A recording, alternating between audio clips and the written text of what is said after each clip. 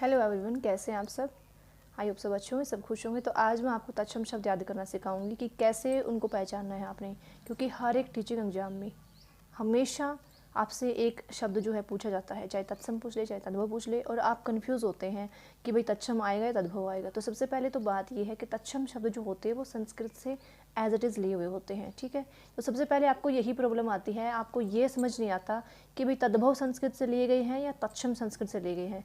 तो तत्सम जो शब्द है वो संस्कृत से लिए गए होते हैं और तद्भव उनका रूपांतरित एक रूप होता है, एक परिवर्तन किया होता है। जैसे शीर से खीर बन गया, पितर से पिता बन गया, है ना, मातृ से माता बन गया, दिवस से दिन बन गया।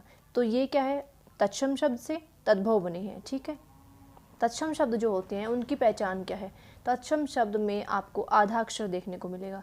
जितने भी आधा अक्षर वाले शब्द आपको देखने को मिले वो सारे तत्सम में आपने लिखने हैं। जैसे हो गया मान लो स्त्री, ठीक है, स्त्री हो गया, अग्नि हो गया, चंद्र हो गया। तो ये सारे कौन से हैं, तत्सम शब्द है। इनको देख के आपने एक सेकंड नहीं लगाना, डायरेक्ट तत्सम शब्द करना है, ठीक है। एक तो पहचान ये है। तद्भव शब्द में कभी आपको आधा शब्द नहीं मिलेगा, मतलब बहुत कम देखने को मिलेगा, ठीक है।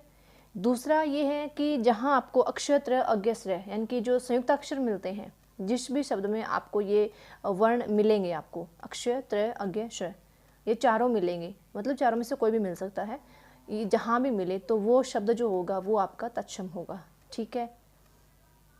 और रेफ वाले यानी कि जिसमें र की मात्रा हो, रेफ वाले र हो या र की मात्रा हो, रेफ वाले जो शब्द होते हैं वो भी आपके तत्सम मिलेंगे।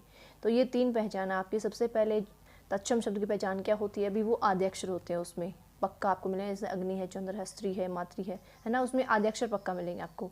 दूसरी पहचान क्या है, उसमें आपको या तो अक्षय त्र अज्ञश्र इनमें से एक ना एक देखने को मिल जाएगा।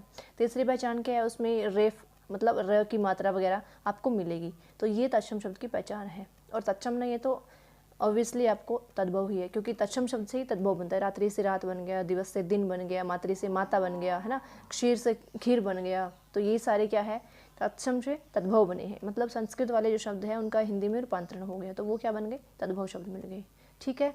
तो आई होप आगे से आप ये मिस्टेक कभी नहीं करेंगे और बहुत अच्छे से समझ आया होगा। और बाकी हाँ, इसमें यही है। हाँ, एक चीज़ और है, अंग और य, अंग और य यानी कि क वाली लाइन का जो लास्ट अक्षर है और च वाली लाइन का जो लास्ट अक्षर है, अंग और य, ई खाली जिसको आप बोलते हो, अगर वो भी आपको किसी शब्द में मिलते हैं, किसी शब्द के बीच में मिलते हैं या लास्ट में कहीं भी मिलते हैं, तो वो भी तत्सम शब्द में माने जाएंगे, ठीक है। और तद्भव शब्द की पहचान क्या है, वैसे तो आपको पता चले गया कि तत्सम नहीं है तो फिर तद्भव भी मिलेगा आपको, इतना तो आपको पहचानना आता है। अभी ऐसा तो नहीं है कि तत्सम तद्भव देख के आप ये सोचो कि भाई ये रूढ़ है या यौगिक है, इतना तो नहीं है ना, इतना तो समझ होती है आप में।